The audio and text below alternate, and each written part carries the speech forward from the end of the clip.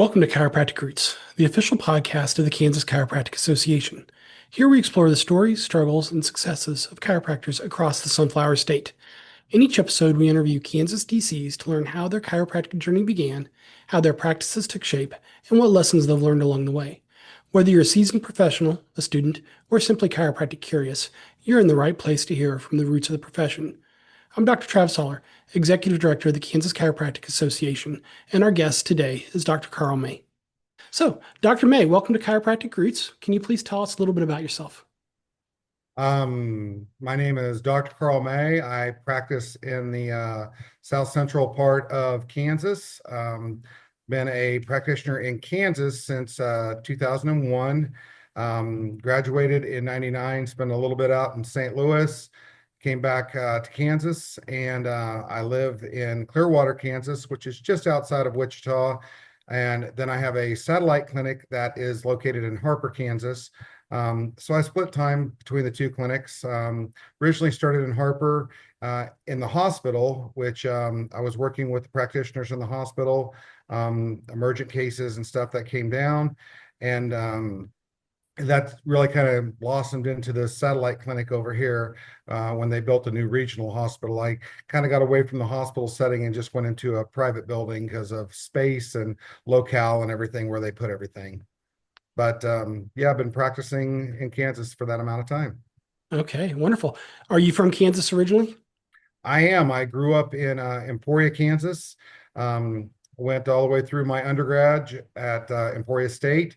My chiropractors growing up were Dr. Glenn Hazy and Dr. Jim Edwards, two of the mentors that really kind of switched me over from going towards medicine, which I originally was going towards, to chiropractic. I had an injury when I was a senior at Emporia State, and medical doctors didn't give me much hope to actually walk without being in a wheelchair.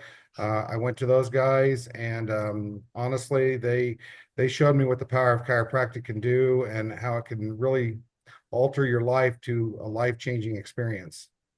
That's great. Now, was that your first experience with chiropractic? Was that injury in college, or was it earlier in your life? Really, it was in college. My parents, my grandparents, they all went to the chiropractor growing up.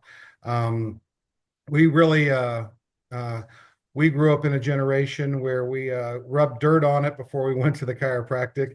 I think that's what makes our generation a little tougher, but that's a personal opinion. But no, it I'd gone to the chiropractor with my parents when they were going, and I'd seen chiropractic, but I never really experienced it until I had my injury. And it was like I said, it was life altering for me. It changed my path. It put me on the path of this career that I couldn't picture myself doing anything else in life but being a chiropractor. And I have no plans to ever retire from it. I want to be that 90-some-year-old chiropractor who comes in and sees a couple patients a week just because he can't get away from it. That is great. I love to see the passion. So you went to Logan, correct?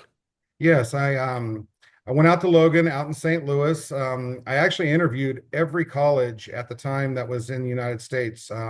My wife Lindy and I, we loaded up in the car, and I had to make a decision since I'd already applied to medical schools. I had to make a decision where I was going to go for my career path.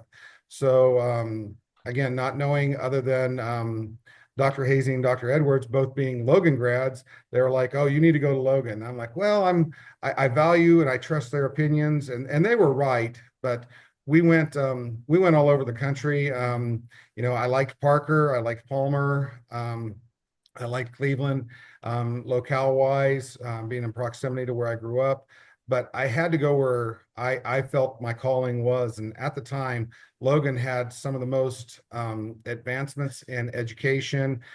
Their anatomy lab, we had cadavers that we were able to actually multiple, over 200 cadavers we were able to actually dissect and look at life bones instead of models. So it was a lot more hands-on, and I'm more of a hands-on type of practitioner. You learn by what you see, and they seem to be the best fit for me. So that's why I chose St. Louis. Okay. Um, Do you remember how much debt you had when you graduated from chiropractic college and how you paid for school? So when I first went to St. Louis, I pretty much sold everything that I had, went out there with a car and a U-Haul, and lived in a really horrible apartment. Um, it's what I thought I could afford and thought I was going to be able to pay my way through. And that only took about a trimester to realize this was not going to happen. So I had to take out student loans, and my student loans came out to be about 170,000 back in that day, which you had to equate that up to today's standards. It's going to be a lot more. But I only took out really what I needed for tuition. I was fortunate enough to have been just newly married when I had moved to St. Louis. So my wife was working while I was going to school. The first 2 years of going to school, I spent almost every waking hour up on campus in the anatomy lab, in the spinal lab, just in labs, just soaking in the information that was stuff I still vitally use today with all my patients. And so after that time, upon graduation, I had a doctor who actually offered me a job, making a pretty good amount of money. But I realized really quickly that the beauty about our profession and any health profession, you can learn pretty quickly what you do want to do and what you don't want to do as far as being a practitioner. And this particular gentleman that I worked for, I mean, he was pushing patients through there just as a revolving door. And I did not want to practice that way. I knew that I wanted to be the practitioner that somebody came into, they could confide in, they could speak their mind, have an explanation that maybe they didn't get elsewhere, whether it be chiropractic or with their PCP or physical therapy or orthopedic surgeon. We would sit down, we would talk, and that gave me that freedom to do such. And that's really how I still practice today. Is we make sure that we spend the time with the patients. We talk about everything, whether it's chiropractic or if it's something else. And I always tell my patients, if I don't know the answer, I will find the answer, or I will find the right practitioner that you should be seeing at that time. That's great. We don't know everything, so we do need to use other people occasionally. And that's great that you're willing to do that and upfront with the patients about that. So, grew up in Emporia, went to St. Louis. How did you end up in Clearwater?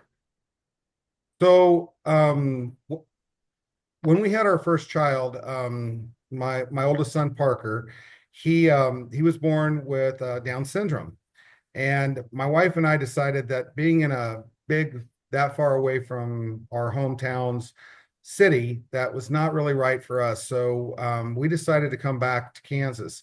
Um, I know that my mentor doctors, they really wanted me to come back to Emporia, but I really didn't want to live in the town that I grew up in. So we looked at elsewhere. Kansas City, having the college there, I know there's a lot of chiropractors that stay local upon graduation. We looked at Topeka, Salina, but we had siblings. My sister, who's a dentist in Wichita, my wife's sister and brother-in-law are attorneys in Wichita. And so we had family around the Wichita area. So I came back. I was an independent contractor out of an office in Wichita for about 18 months, 2 years, till I found my Clearwater location. But we looked at all the little suburbs of Wichita, from Mays, Goddard, Clearwater, Mulvane, Andover, Rose Hill. I mean, just that whole area around there. And we we went out to Clearwater. I went to college with a friend of mine who he grew up in Clearwater, and so we went out there. We looked, did not have a chiropractor. They'd had chiropractors out there. They'd last a year or two, maybe three, but then they'd move on to other areas. And like I said, 25 years later, I'm still in practice out there, and I just really found my niche. I can relate better with the more rural folks. Rural people are a lot different than metropolitan people. A lot of times in the metropolitan areas, People are in such a hurry. And we understand sometimes you just want to get in, you want to get out, you don't want to spend a lot of time in a doctor's office. And we respect that of our patients. We have our patients that we know that they have a time constraint. And we book accordingly for that. We have times of our day where we book accordingly for the geriatric or the farmer who wants to come in here and take 5 minutes for his chiropractic and 20 minutes telling me about his wheat harvest. So, but we do accommodate to that. But that's I think what sets us apart from most offices is we don't rush through our day. As I always say, when I'm in the room with a patient, you're my only focus. Whatever's happening elsewhere in my office, it's happening, but you're my focus while I'm in the room. And that way my patients know they have the direct care and the direct attention of the doctor that's treating them. Yeah, Jim Parker used to call that present time consciousness. You're Yes, where you are there 100% committed to being there. You're not yes, thinking about anything else. So, yeah, wonderful. And one of the most important decisions you make after graduation is where am I going to go practice at? And as you've shown, sometimes that first choice isn't the right one, and it's yeah. okay to move. It is. You know, again, I had a couple opportunities out in St. Louis. One was extraordinarily bad, one was extraordinarily well. And like I said, life takes you down different paths. And had my son, which was a true blessing to have my son born with this disability. Had that not been the case, I'd probably have stayed out in St. Louis because my second job was really good. But when I moved back to Wichita, life really fell into place. I did the pro sports there in Wichita for many years, from their farm team of baseball to their hockey, semi-pro, working with the universities, all of the universities there, the football, the soccer, working with the sports teams and doing the sports chiropractic for them. And that really opened up opportunity to network a lot better with orthopedic surgeons, athletic trainers, physical therapists. And I think that's really was a big building part of me when I came back to Kansas was, and still to today, I have a very much open door policy with all other disciplines of healthcare. So just last week, I had some pain management guys come in here that are at the hospital that I used to be associated with here in Harper. They came in, we talked, we saw the two roads that we are on, but we learned how to merge those together and chiropractic working with pain management.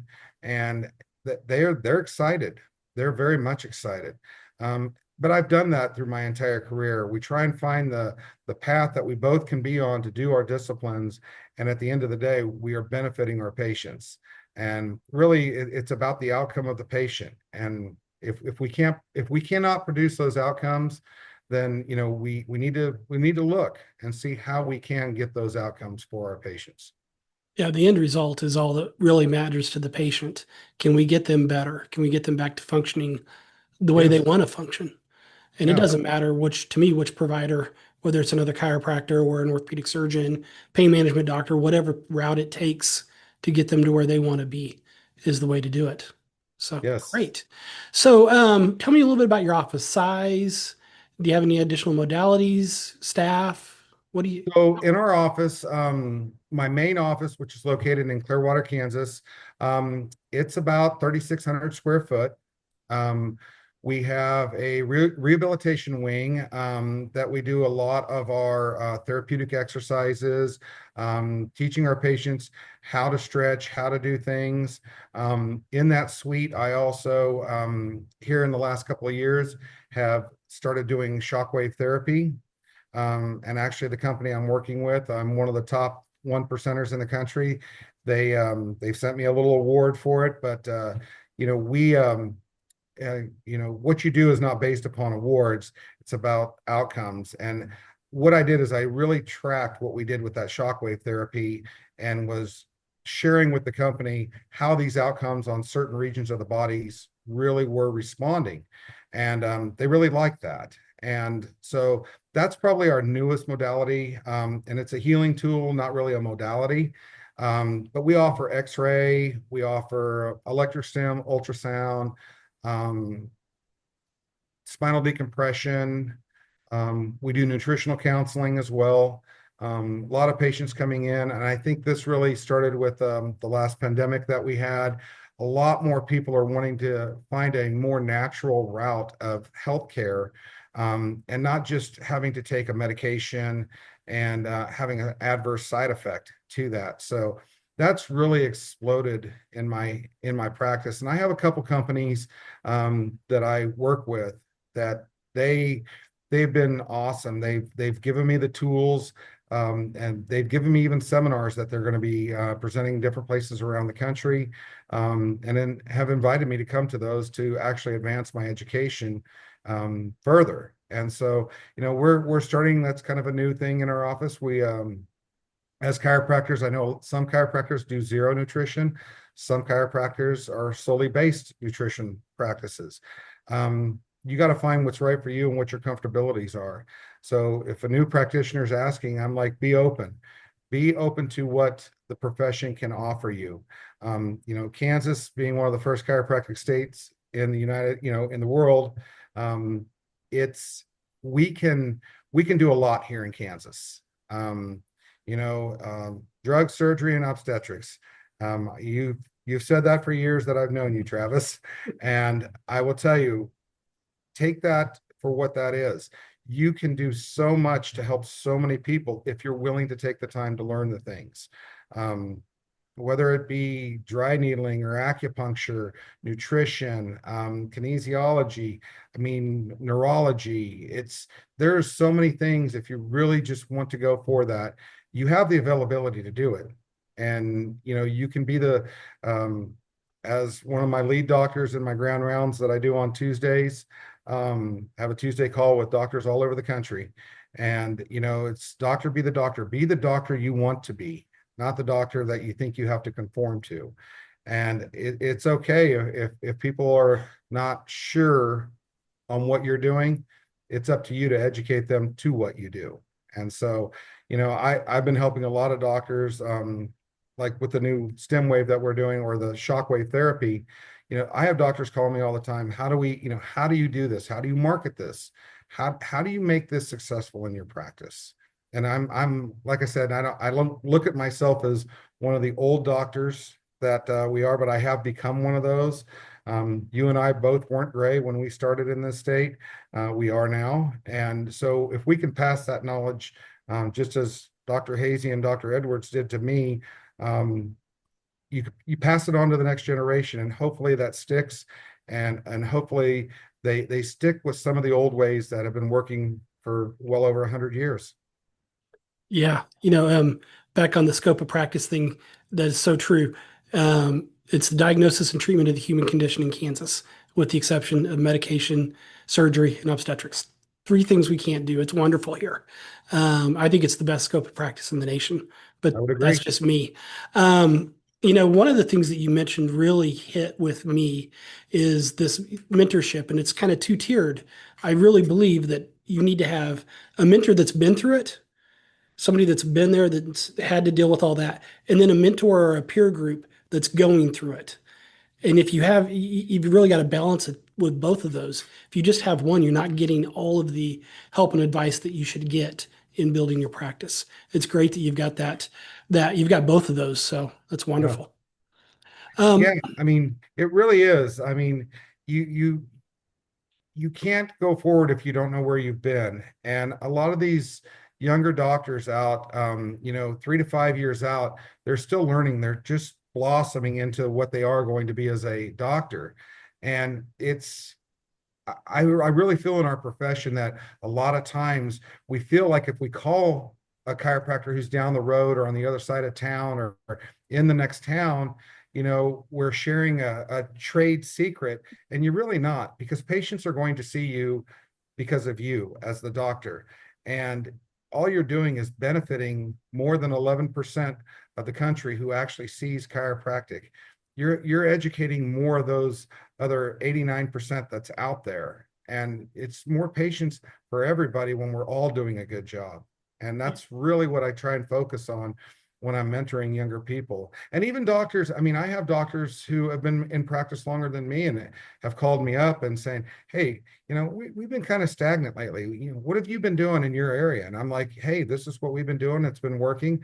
We tried this. We tried social media, didn't work so well for us, but hey, we did this other thing. We went out and did this little thing. We went and talked to, this pickleball club, and you acquired some patients off of that because you just have to find those niches, and don't be afraid to put it out there. So, some people are not going to follow with what you need to do, just because they don't believe in what we do as a profession.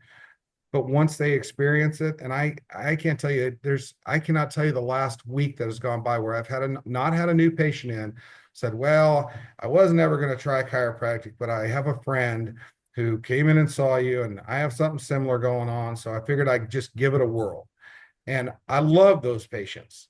Um, you know, we want to go down the road of the non-believer of chiropractic, and to show them how much better their life can be, how much more they can do, how much more energy they can have by just developing and having a good relationship with them and doing what we call as chiropractic. Unleashing the power that they have had in their body, that innate, will let them take that over. So, Yeah, restore function, physically and mentally, and people's lives are better. So yes. great. So you mentioned this, and I know that you mentioned social media, but I know that you've really built a practice on being part of your community. So can you tell me a little bit about how you stay involved in your community? Well, Oh, you it, froze up on me. it is. You really, and whether you're in a metropolitan area or you're in a town, the two towns I practice in, one's about 2,800 people, the other one's about 2,000, where my two clinics are. But so the two towns that I practice in, one's about 26, 2,700, 2,800. The other one's about 2,000. But you got to get involved in your communities. The beard is not something I always have on. I started a little bit early this year, but I do Santa Claus for 7 of the communities around the area of where I practice. Um, we go and we sponsor events like a turkey trot, and we buy the little medals for everyone who competes.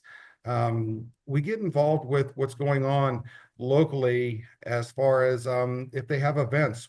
We just, even if you don't have a booth there, or you're paying for a booth, or you're paying for a space to be at, just go walk around there and introduce yourself. Have a shirt that says your name's chiropractic on it, and go there. People will stop and ask you, oh, well, hey, you're Dr. May. Yeah.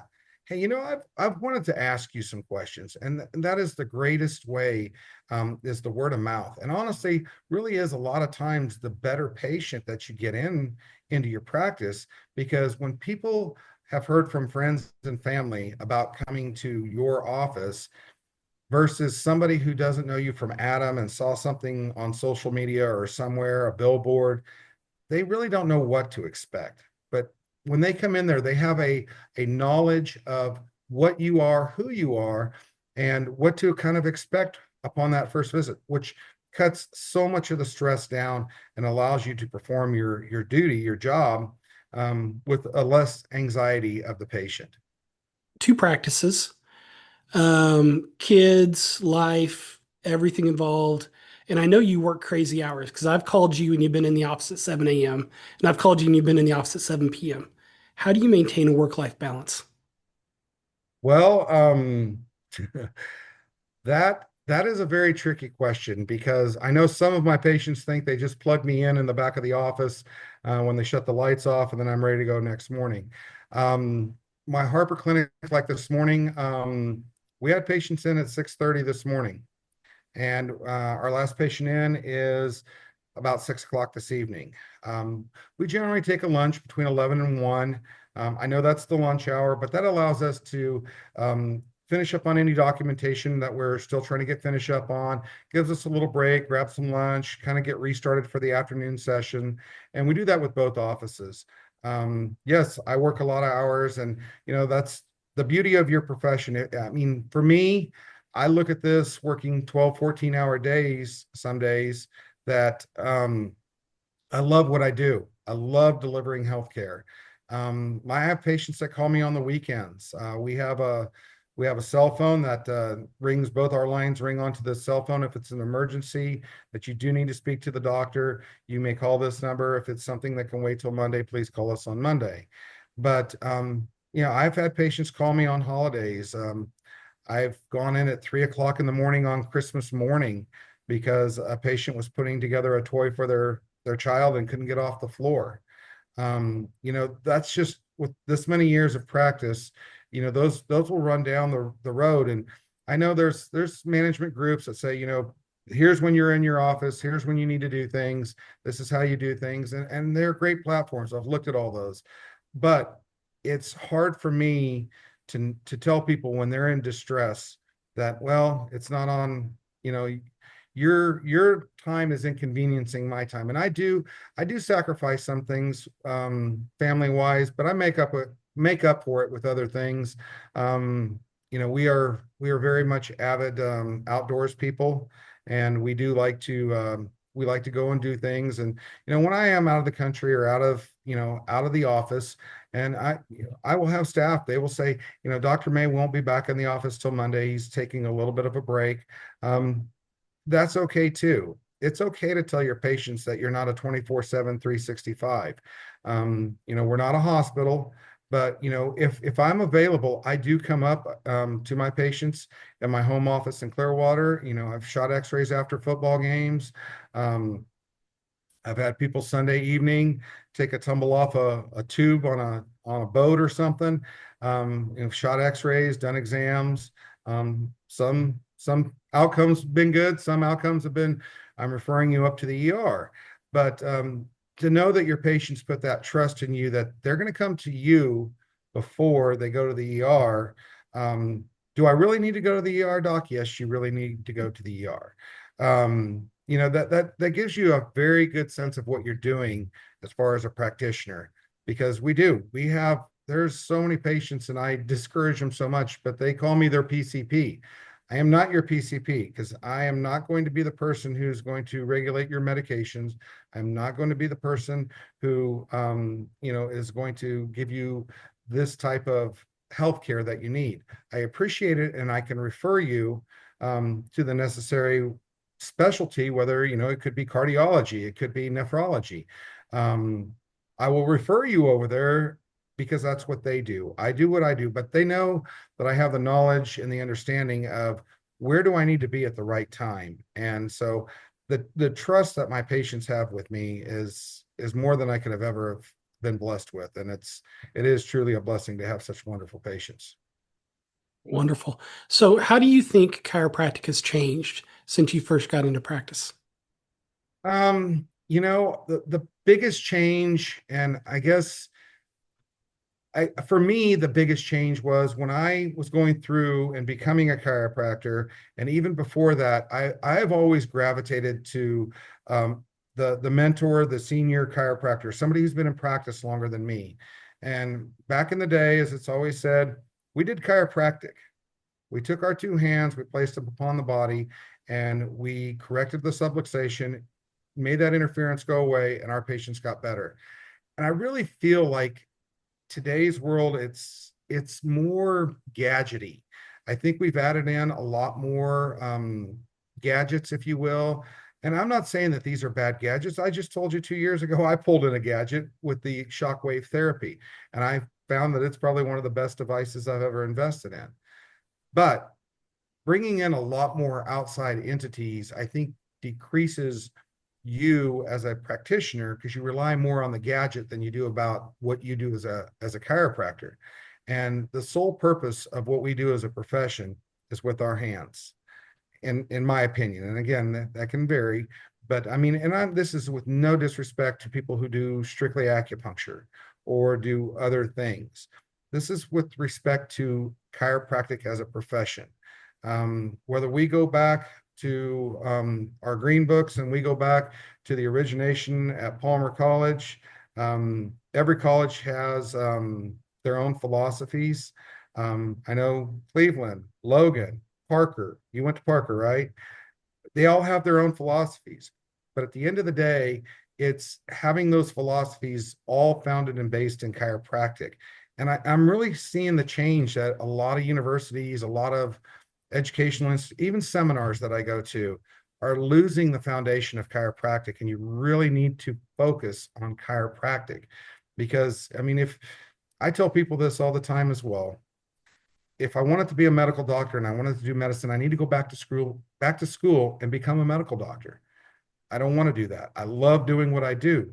If you want to be a chiropractor and you're in another profession, by all means, I'll write you a letter to any one of the universities and I'll sit there and give you a high recommendation to go become a chiropractor. Welcome to the profession. Would love to have you. But that's the thing. Do what you do and be a master of what you do. Be that person who does chiropractic. Yeah, that's great. You know, one of the things I think about when you're talking about all these other tools that we have, and then the ones the doctors that don't really want to adjust or don't adjust a lot, is why would you lock that door on your toolbox? You know, so you've got to put a screw into a slot. Are you going to go grab a hammer? No. Yeah. You're going to make sure you use the proper tool for that problem at that time. And you're, Yes. you're not going to just limit yourself to the one drawer in your toolbox. Or you're not Right. going to say this one drawer that's so powerful is going to be ignored. I don't get it. So, yeah. What advice do you give to new graduates? The best advice I can ever give a new graduate, and I've been talking with some because here in the future, I'd like to bring on a couple other doctors. I'm not getting any younger, but the best advice is, find where you want to live. You can make a practice in a town of 500. You can make a practice in a town of 500,000. You can make a practice if there is one chiropractor, you a sole chiropractor, or 500 in that town. Find where you want to live, be where you want to be. Don't settle to going to somewhere that you don't really want to be because that will be a struggle. That will be a struggle for you as a practitioner every day going in thinking, I'd really like to be in Colorado or I'd really like to be in here. Be there, be present with where you want to be, because if you're present with where you want to be, you'll be a happier practitioner and it'll come across to your patients. So that would probably be the best advice I would give to the new practitioner is be where you want to be happy with what you're doing. And if you're not happy, find what it is that you want to do. You may go into this profession thinking that you're going to do this and find something that you may go to a seminar and find something that, oh, wow, this makes me passionate, and go do that. There's nothing that says you cannot continue to learn. We have continuing education for a purpose. It's meant to advance your mind and advance your skills, but it's also a doorway to open if you choose to open it to go down a new passion. So you do have that availability, but that would probably be where you want to be and be present with where you want to be, but also don't be afraid to reach out to somebody who's been in that area. That is probably like I said earlier, the one thing that I see the biggest problem with is we all want to compete with each other instead of helping each other grow. And I'm fine with other doctors growing. I love it when a doctor calls me up and says, "Hey doc, I have doubled in the last 2 months just with the information that you gave me." I'm like, "Great, keep growing." That's what it should be about. Not, well, oh, you're doing better than me now. Well, that shouldn't be about that. It should be, man, I did a good job. Maybe I did too good of a job teaching them something because they're really going with it. But you should take reverence in that you did the right thing and you did give them that information and got them in the right place. But again, it's all about position in life. Be where you want to be, do what you want to do, You can and build a never be practice. afraid to ask questions. Yeah, you can build a practice and a life anywhere. So choose where you want to go first and then go from there. I agree with that totally. And I'll tell you that some of the, not universally, but pretty close. If I talk to a doc that's got an office in a small town, they are more likely to be thriving than somebody that moved into Wichita, Kansas City, where there's three chiropractors on every corner. Not necessarily density of chiropractors. It's just I really think that the small town, the farmers, they get it. And it's easy to build a practice. Not easy. It's easier to build a thriving practice in one of those locations, it seems. You know, there's a flip to that as well, because in a major metropolitan, when you have three chiropractors in every corner, um, then they are accustomed, the people are accustomed because everyone's doing long treatment protocols. And I will tell you, when you have a farmer that comes in here, that wheat harvest is starting next week because we've been rained out for the last 2 weeks, and you have 2 visits to get me well enough so I can get through harvest, then we'll take care of it after harvest. I mean, there's a lot more pressure on you as a practitioner to deliver, if you will, that healthcare. And it is. And the thing is I think a lot of them, once once you have somebody who didn't believe in chiropractic, and they come in like a farmer or something of that nature, and you get them well, they go through harvest, best harvest they ever had as far as their physical health went, they're sold. Their harvest may have been horrible, and they may have got 15 bushel to the acre of wheat, which is the worst wheat they've ever had, but they feel good, and they come back in, they're like, okay, now I'm going to let you fix me right. And depending on your location, I'm like, well, would you drive your combine if it wasn't working right? No, you'd want to make sure it's fixed, so that way, you're doing things properly, or your vehicle. I try to make a lot of assemblies back to, what people can understand. And I took this from my mother many, many years ago, which my mother was from Germany. So I had to explain things like anybody could understand. Um, and that's the bit of advice my mother gave me. She's like, don't speak over, if every person you speak with, as picture them that you're speaking to me. If I'm just nodding my head and it's a deer in the headlight look, you're not getting through to them. Engage with them, speak at a level. We can talk as doctor to doctor, we can talk to each other and use words that we understand, but the general public is not going to understand our language. And so speak in a very layman's term, use examples, use models, use charts, explain things, and make sure that that is what you're getting through. Because if a patient understands, then you have a good patient who will be compliant. That's true. So, one last uncomfortable question. You've already kind of alluded to it, but I want to get more depth out of it. Do you have an exit strategy? Do I have an exit strategy? Well, again, I've got a couple of students. One I hope is still seriously considering. She came to my office, shadowed me for a couple weeks, and said she'd really like to come back to the rural area. Has known my practice, grew up in a town just outside of one of my offices, and said, I'd really like to go with that type of lifestyle, be back close to family and everything. And I said, I'd love to bring in, an associate doctor into the office. Over time, kind of make a transition into a partner, and eventually let you buy the practice, with the caveat that I'll still be able to practice for as long as my body will allow me to. But my exit strategy, I really never want to retire. Um, I think one of the most moving moments I ever had was at a Kansas Chiropractic Association convention, and we had a 90-plus-year-old doctor there, and you know who I'm speaking of. And I talked to him, and he's like, "Yep, I only see two, maybe three patients a week." He says, "But that gets me out of the house. It keeps my mind active, and it keeps me engaged." And to me, I walked away from that saying that is the fountain of youth. That is what's going to keep me vibrant, keep me going, keep my mind active. I mean, here's a 90-plus-year-old man at a convention, still learning, still engaging with the public as a practitioner.